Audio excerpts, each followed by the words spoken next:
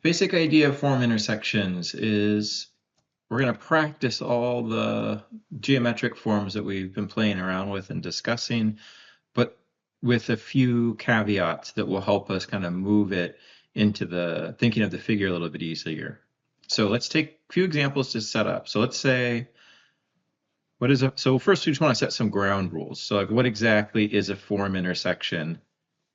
And what's the goal? If we're going to make this like a little fun sketchbook warm-up assignment kind of thing, how could we think about it?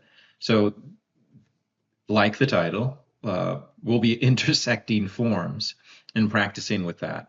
So it's pushing that sculptural mindset, right? That yeah, we have balls and boxes and cylinders, but on their own, they're mostly geometric.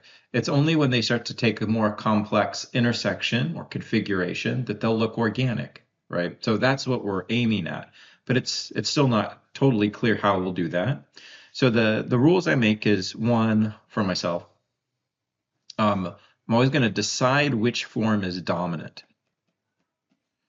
because when we get to it, we're going to be doing just kind of filling a page with all of these forms.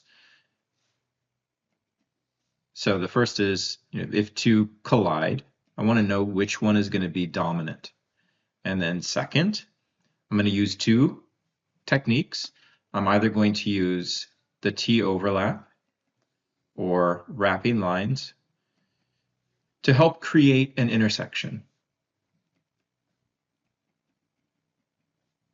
So when I published my book a long time ago now, there was a page called Form an Intersection, or it was something to this effect, where I was thinking about this early on, but I hadn't really kind of codified the importance of it or the best way to practice of it. But I did talk about, you could find in that chapter on construction that there is a whole thing on just kind of making things wrap and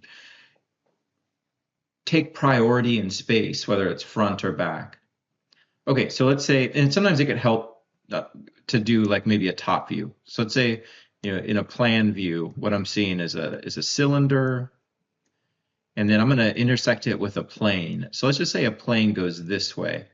It's like kind of towards the back, and it's going parallel to the front and back face of the cylinder.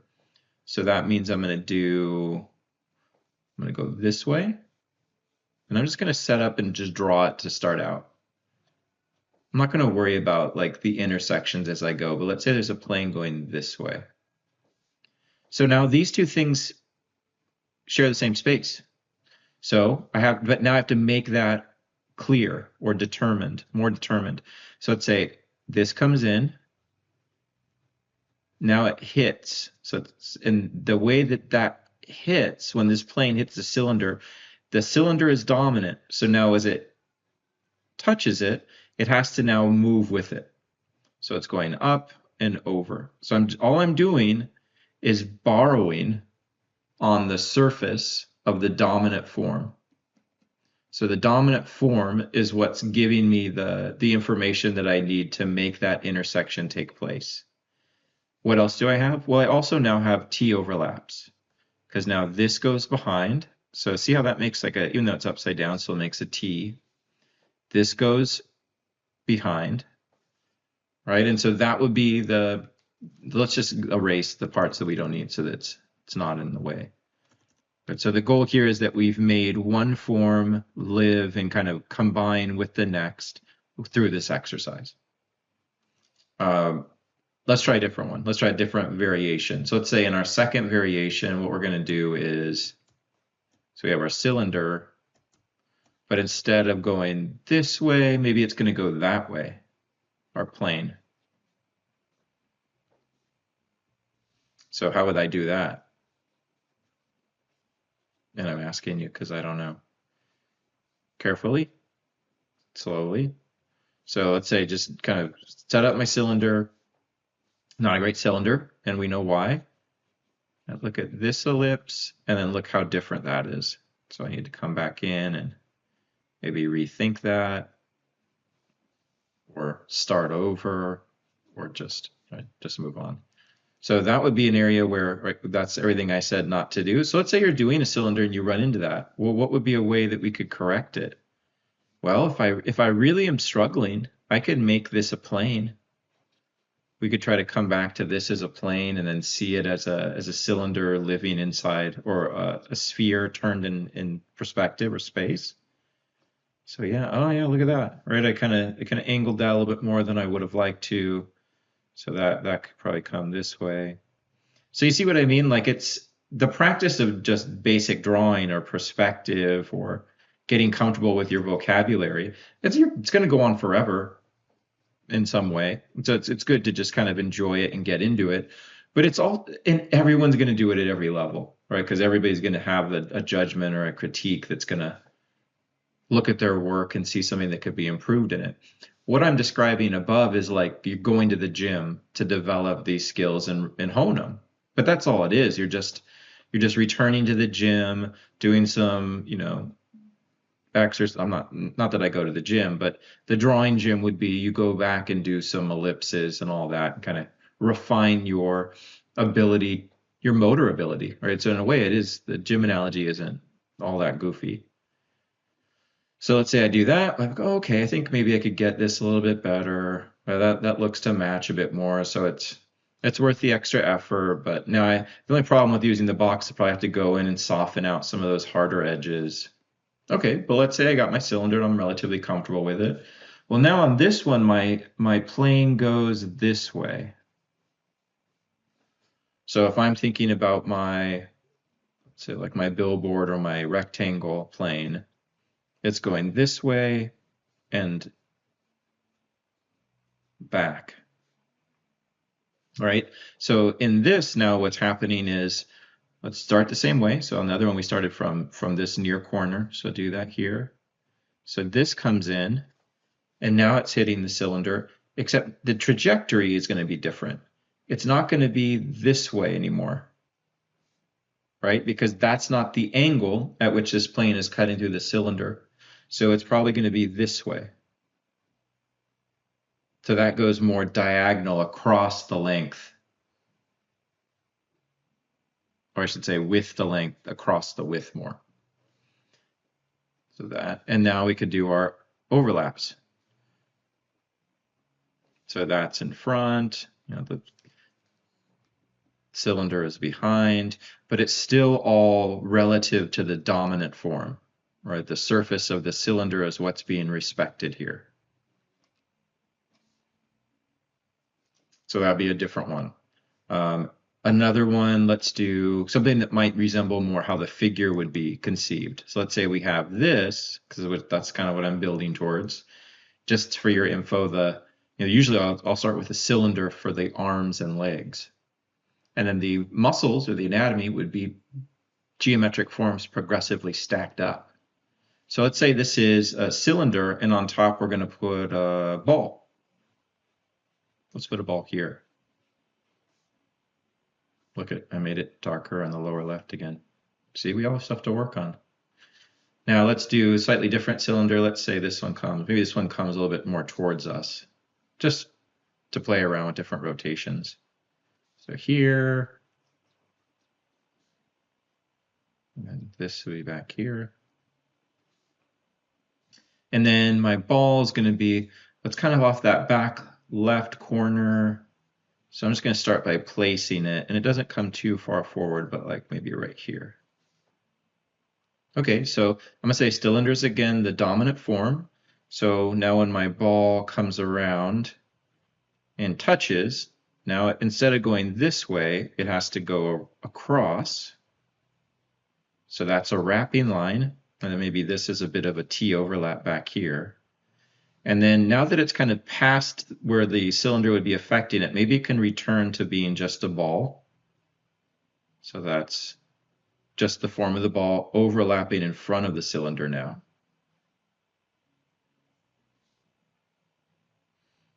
And the goal in this, again, is that you're combining, sure, for the technical exercise or the practice of it, but what I'm thinking about is sculpting more complex form.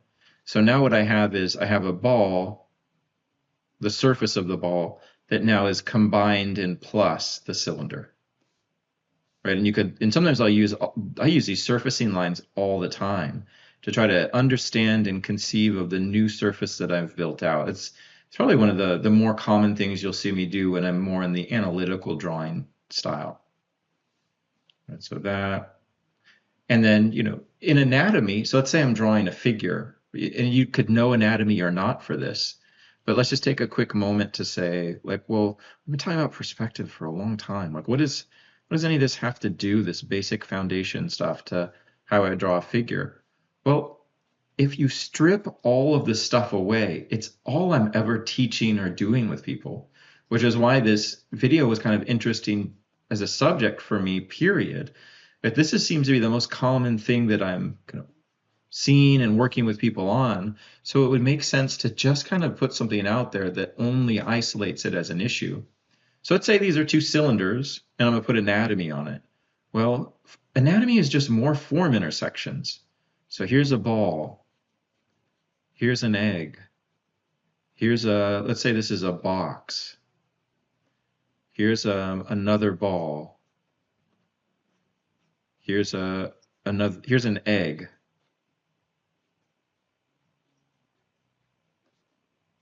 Here's an egg under that. Here's a box.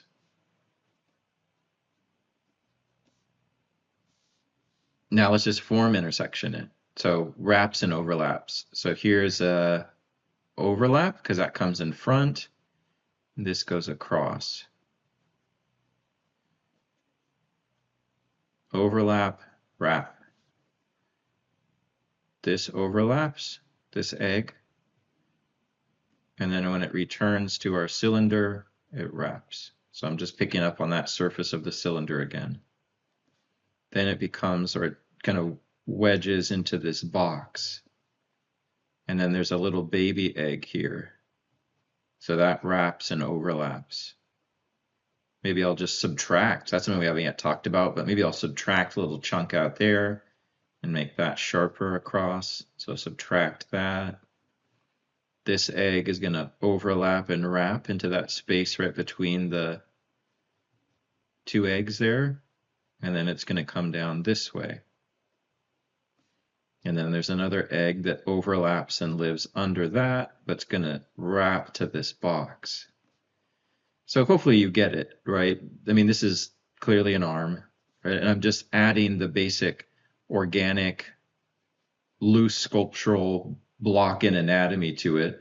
But that's what I mean. It could be anatomy or whatever you want. But the way that I make my figures feel like there's a degree of realism or illusion of form isn't anything to do with anatomy. It's nothing to do with there being a head or a person, period. It's just how competent you feel or you are at basic practices of drawing. And it's even better I mean, I wish I put more of an emphasis on this for myself much earlier, because I think it leads to a more generative understanding of drawing multiple things and not just figures. But then, what you could do after this is now come in and plane each form. So I could modify each one of these forms. So if I want this to be more deltoid-like, maybe I chop this back head off. And that would be kind of we've been talking about additive. Like, so this would be an additive